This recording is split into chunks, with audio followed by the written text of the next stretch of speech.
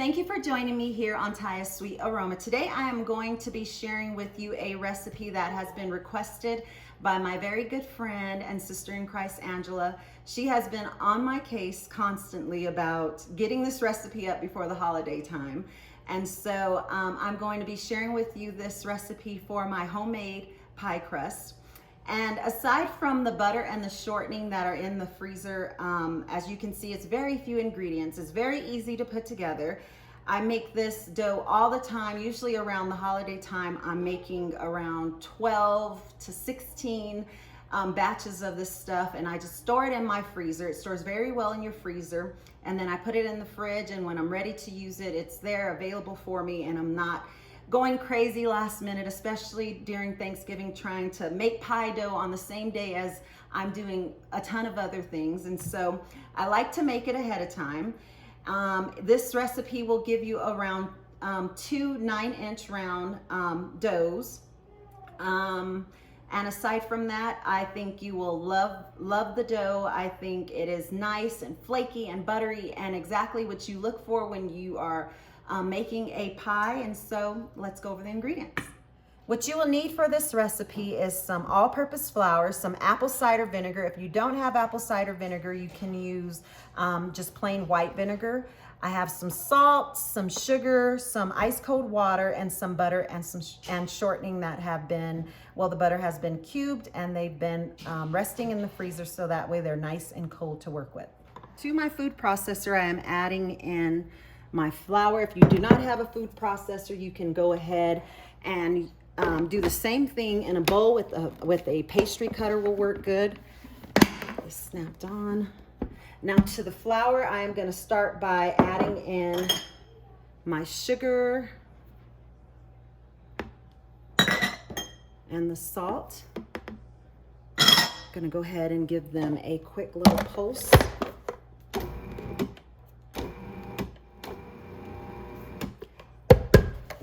Now that they are nicely mixed together,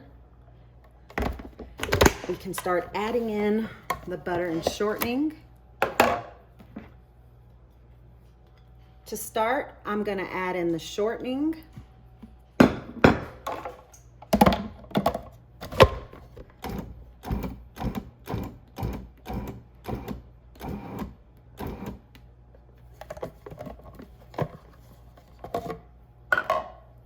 Now I'm going to start adding in my butter. Once you, what you're trying to get is some nice pea-sized bits of butter and shortening going throughout the entire flour mixture.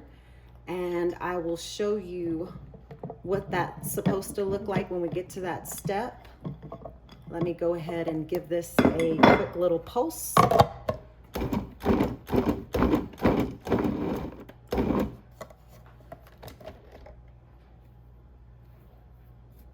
Okay, so as you can see, they are getting to that pea-sized stage. There are still a few bigger chunks, so I'm going to pulse it for just a second more before we start adding in the liquids.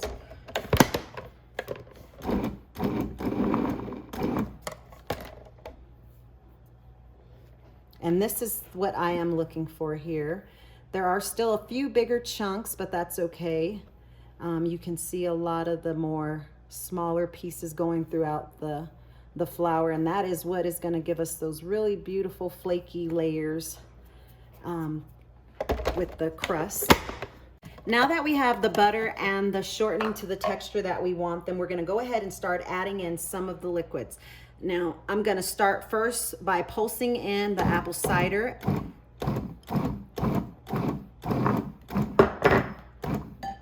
And then slowly pulsing in the water. I'm going to continue to do this until my dough comes together into a ball. Adding only a little liquid at a time. You do not want your dough to be sticky.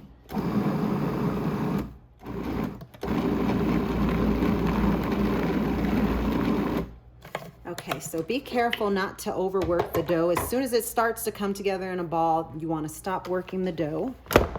Let's go ahead and set this aside. So the dough came together very easily. Only took less than 5 minutes to do. If you're doing it by hand, it may take just about around 10 or so. And what I'm gonna do now is I'm gonna work this into a disc. Now that it has formed a disc, I'm gonna stop. You do not wanna overwork the dough.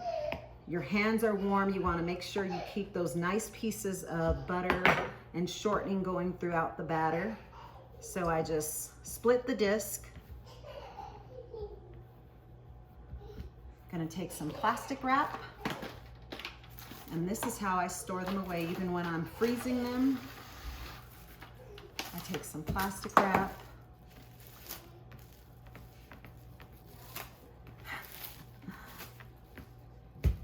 and then I just wrap it up. Make sure that it's nice and sort of a flat disc, that way when it comes time to roll it out and use it, it's a little easier. I'm gonna do the same thing to this one. Okay, so that is it. As you can see, the dough came together very easily. What I'm going to do now is I'm gonna put it into the refrigerator. You wanna allow it to rest for at least 30 minutes before you start working with it. The key to homemade pie crust to me is just, you do not want to overwork it in the machine. You do not want to handle it as much. The less you handle it, the more you keep those nice buttery, flaky layers in the pie crust. And if you're going to be making this dough ahead of time and freezing it, be sure to allow it to come down in temp in the refrigerator and not on the counter. And I hope that you give this a try this holiday season. I think you will enjoy it and see that there's really nothing to making your own homemade dough. And thank you again for visiting with me, and I hope to see you again next time. Bye.